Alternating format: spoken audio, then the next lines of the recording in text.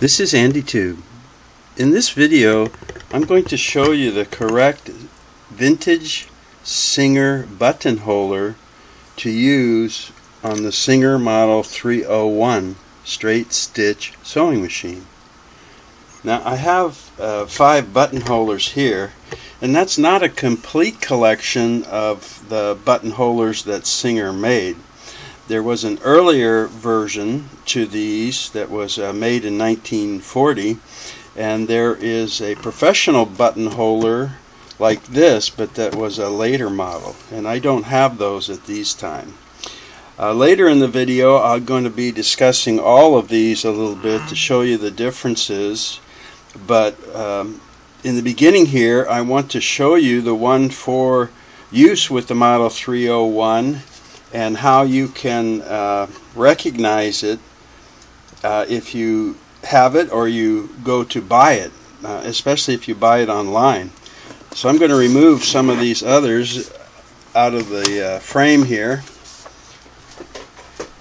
so we can concentrate on the one for the Model 301,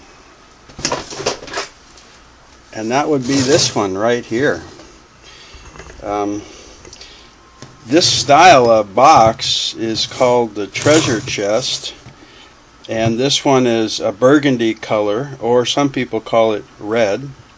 It's made out of plastic, and it contains the buttonholer and 5 templates and a clamping screw and a feed cover and a very nice instruction manual. Like most of Singer's manuals, they're very complete with instructions and pictures and hints for better use and so forth. And if you have this, I suggest you read through it. And if you don't have this manual, in the description below this video I'll give a link to where you can download a free PDF copy of this buttonholer manual. This is the buttonholer itself, this mechanism, and it looks similar to another one with this black metal body. This is almost all metal. There's a plastic knob up here, and I'll go through the parts of this device in a little bit, but let me show you what else came with this when you bought it. There was a feed cover, and this is to cover the feed dog, and it's got a screw, and it screws right into the bed of the sewing machine. And besides covering the feed dog, it also protects the machine a little bit from the moving mechanisms here. And to connect the buttonholer to the presser bar, because it replaces the presser foot on the machine, it came with a heavy-duty slotted clamping screw that's much heavier than the thumb screw that holds on the presser foot. Let me get that off here, and I'll show you the difference. So that's the regular thumb screw, and this is the clamping screw for the buttonholer. And this is often missing when you buy a buttonholer online. So you want to look for that if you're purchasing one, and it's highly recommended that you use this because the buttonholer mechanism is a lot heavier than a presser foot that's held by this. Also included in the buttonholer when it came were 5 templates to make different size buttonholes. And these are metal, and a lot of people call them cams, but Singer called them templates.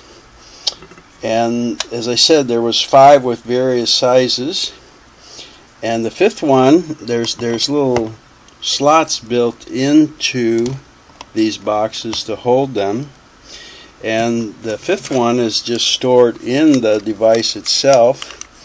Let me open the device and I'll show it to you.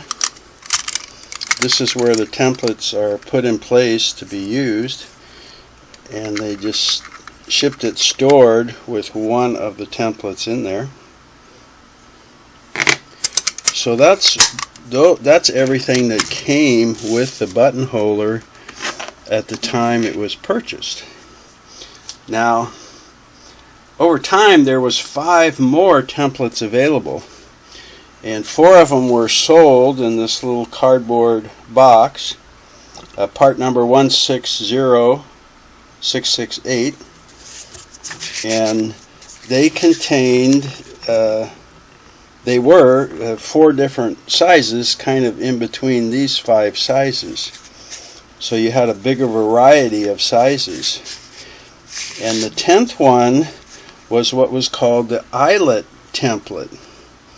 And the eyelet template just made a little round eyelet. Not really a buttonhole, but a perfectly round eyelet. And it was sold in its separate little cardboard box.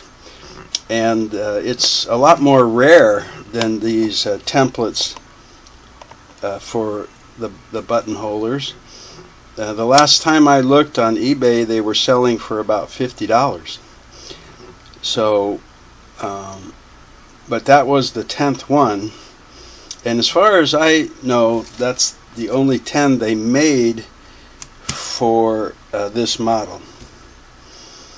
Now, let me show you how to recognize that this is the one you can use on the slant needle Model 301 sewing machine. I guess one of the main clues for you is the part number that's stamped into the bottom plate right here, 160743. Another clue for you to see, maybe you can spot in the pictures if you're buying them, is this part here is called the shank, and that's where the clamping screw goes to hold it onto the presser bar. And you can see that the front of the shank here is at a slant, and that's to match the degree of slant on the presser bar. The model like this that comes in the green treasure chest that for straight needle machines will have a straight front edge here, and I'll be showing you that later. But that's a good way to spot it also, is a slanted front. And the third way is you can measure from the cloth clamp here that sits on top of the fabric and therefore on top of the needle plate. If you measure from the bottom of this or the top of the needle plate and you measure up to the bottom of the hole for the clamping screw, it'll be 3/4 of an inch or 3/4 of 1 inch. So if you measure from down there up to the bottom, I don't have a little small ruler, but it will be 3/4 of an inch, which is the height of the slant presser feet. And if you see the one with the straight front and you measure that distance, it's going to be a 1/2 inch. So that's the third way that you can tell which is the model that you want for this 301 machine. And the manuals were exactly the same, except for they printed the model number in each booklet, and this one is 743. Well, the complete number, model number, is 160743, and the other booklet will have a different part number or model number. And don't be fooled if this is shown on an advertisement, because the booklets can get mixed up. And you have to be careful when you buy these online, because sellers aren't aware. I can't tell you how many I've seen. You know, here's this vintage buttonholer with 4 templates, and they don't realize that a 5th template is stored inside. And they're not aware of slant needle or straight needle, many of them. And it's the same thing when you buy these templates. I bought these one time off of eBay, and it was pictured like this, and I couldn't make them out. So I wrote the seller and said, do these contain the templates that match the size and style on the front of the box? He said, absolutely. I said, great. So I bought them, and when it came, they were all 15/16 of an inch. All 4 of them were the same. So if you can't tell, if it doesn't come with a box and you can't tell, ask them for a picture of this, or ask them for the part number on the bottom. And even if it's in the red box, I mean, sometimes the seller cobbles together pieces they got at an estate sale, and sometimes you'll have duplicate templates, or the straight needle model will be inside the red treasure chest. And it's not so much that they're, you know, the seller's trying to cheat you or anything like that. It's just they're not aware of it. And make sure that you have the feed cover and the clamping screw, or at least be aware that that's required.